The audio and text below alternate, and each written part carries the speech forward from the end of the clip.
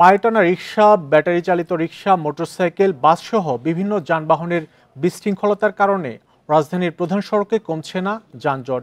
সাথে আছে ফুটপাত দখল আর উল্টো পথে গাড়ি চালানো। এ নিয়ে আলোচনা করতে রাজধানীর ধানমন্ডি থেকে আমাদের সঙ্গে যোগ দিচ্ছেন নগর পরিকল্পনাবিদ ডক্টর আদিল মোহাম্মদ খান। ডক্টর আদিল মোহাম্মদ খান, আপনাকে স্বাগত। শুরুতেই জানতে চাচ্ছি, এই রাজধানীর যানজট নিয়ে বিভিন্ন সময় আলোচনা হয়, বিভিন্ন সেমিনার হয়, সরকারের পক্ষ থেকে উদ্যোগ নেওয়া হয়, সেখানে বিভিন্ন সুপারিশ আপনারা উত্থাপন করে থাকেন, কিন্তু এই যানজট কেন নিরসন হচ্ছে না? এর মূল কারণ কি আপনার কাছে কি মনে হয়?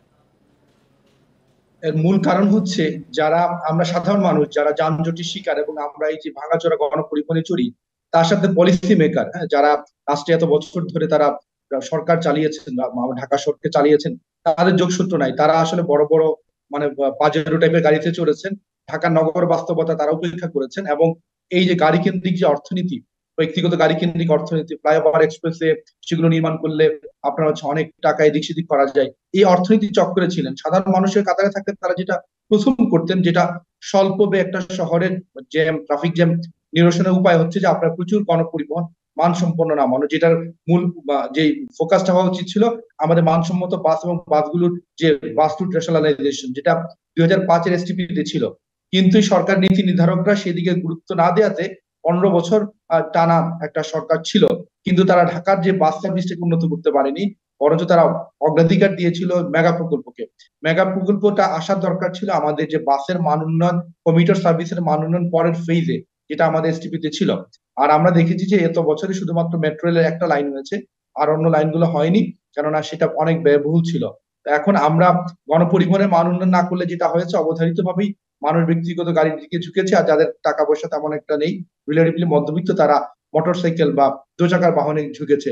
যার ফলে আমাদের সড়কের ধারণ ক্ষমতা 4-5 গুণ বেশি আমাদের যে বাহন আমাদের সড়কে আছে। আর আমরা যারা সাধারণ মানুষ, তারা বাসে ওঠার মতো যে একটা বাস পাবো, সেই বাসটাও নাই। এবং একই সাথে এই জন্য সড়কে রিক্সাও বেড়েছে, কেননা মধ্যবিত্ত যারা মহিলারা বা যারা রিলেটিভলি বাসে উঠতে পারছেন না, তখন তারা ছোট গাড়ি বাহনে চড়ছেন। সার্বিক যে অরাজকতা এবং বিশৃঙ্খলা, সেটাই প্রতীক হচ্ছে যে আমাদের ঢাকা শহরের বিদ্যমান অবস্থা। কিন্তু এটা হচ্ছে সাধারণ মানুষের দুঃখ দুর্দশা।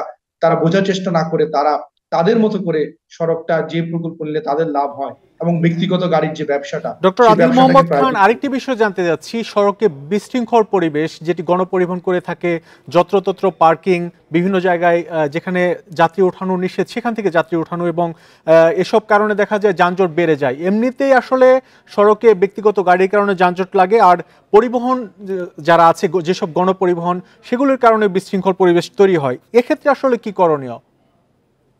আসলে সড়কের শৃঙ্খলা না ফেরাতে পারলে তো ঢাকার মতো মেগা শহর কখনই চলার কথা না।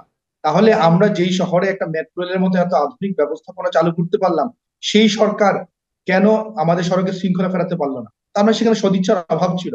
এবং সড়কে যারা এই ধরনের বিশৃঙ্খল ভাবে গাড়ি চালান, বাসগুলোকে এদিক সেদিক যাত্রী পারাপারের জন্য, যাত্রী ওঠানামার জন্য ব্যবহার করেন, এইটা যেই বাসের সাথে পরিবহনের সাথে যে মাফিয়ারা আছেন, তারা কিন্তু সড়কের শৃঙ্খলার ব্যাপারে তাদের উদাসীনতা ছিল। সরকারও তাদের দিকে হাত দেয়নি, বরঞ্চ সড়ক শ্রমিকদেরকে বিভিন্ন রাজনৈতিক এজেন্ডা বাস্তবায়নে ব্যবহার করা হয়েছে। একটা সরকার চাইলে সড়কের শৃঙ্খলা ফেরাতে তো আসলে তেমন সেই অর্থে বড় ইনভেস্টমেন্ট লাগে না, কিন্তু সদিচ্ছা লাগে। সেই সদিচ্ছাটা দেখায়নি, কেননা সেখানে তাদের অন্য ধরনের স্বার্থ ছিল। এই জন্য আমরা বারবার বলেছি, সড়কের শৃঙ্খলা ফেরানোর মতো মৌলিক কাজগুলো আপনি যদি না করতে পারেন, এই শহরে যতই আপনি বড় বড় অবকাঠামো করেন, সেই অবকাঠামো দিয়ে সড়কের শৃঙ্খলা ফিরবে না, ট্রাফিক জ্যামও ফিরবে না। এই জন্য আমাদের প্রায়োরিটি দেওয়া উচিত, যা সহজে করা যায়, শৃঙ্খলাটাকে আগে আমাদের নিশ্চিত করা। তারপর হচ্ছে যে অল্প ইনভেস্টমেন্টে যে গণমাধ্যম গুলোকে নিশ্চিত করা যায়, তারপর আস্তে আস্তে হাই এন্ড ইনভেস্টমেন্টে যাবো। এটা একটা সিরিজ অফ অ্যাক্টিভিটি। সেখানে আমরা নজর না দিয়ে আমরা পেছন থেকে শুরু করেছি উচ্চ ইনভেস্টমেন্টের যে প্রকল্পগুলো, সেটাকে সামনে নিয়ে এসে যে নিজস্ব আপনি কিন্তু শৃঙ্খলা তৈরি করার মতো মৌলিক কাজ করতে পারিনি। এটা এত সহজ। দেখেন, আপনি একটা পরিবহনের যে হয়তো বাস এলোমেলো ভাবে রাখছে বা যাত্রী উঠানামা করাচ্ছে, সেই পরিবহনের মালিককে আপনি ধরলেই তো আসলে শৃঙ্খলাটা হয়ে যায়। বা একটা বাসের জন্য সেই মালিক যদি দায়বদ্ধ হতো, তাহলে বাসগুলো এইভাবে মানে যে জায়গাগুলোতে অনুমোদনহীন, সেখানে যাত্রী উঠানামা করতে পারতো না। এটা খুবই সহজ কাজ, কিন্তু এই সহজ কাজটা আমরা করার আগ্রহ দেখাইনি। রাষ্ট্র গভর্নেন্সের ক্ষেত্রে সবসময় সবচেয়ে বেশি তার সেই অর্থে অনিচ্ছা দেখিয়েছে, বিপরীতে বড় বড় প্রকল্পের দিকে আমাদের বড় নজর ছিল। এই কারণে আমাদের ঢাকার মতো মেগা শহর, সেখানে দেখছেন যে এখন বড্ড বিশৃঙ্খলা। আর বর্তমান পরিস্থিতিতে যেখানে ট্রাফিকের পরিমাণ কম, সেখানে বিশৃঙ্খলাটা মনে হচ্ছে যে এখন আরো বেড়েছে। ডক্টর আদিল মোহাম্মদ খান আমাদের সাথে যুক্ত হওয়ার জন্য আপনাকে ধন্যবাদ।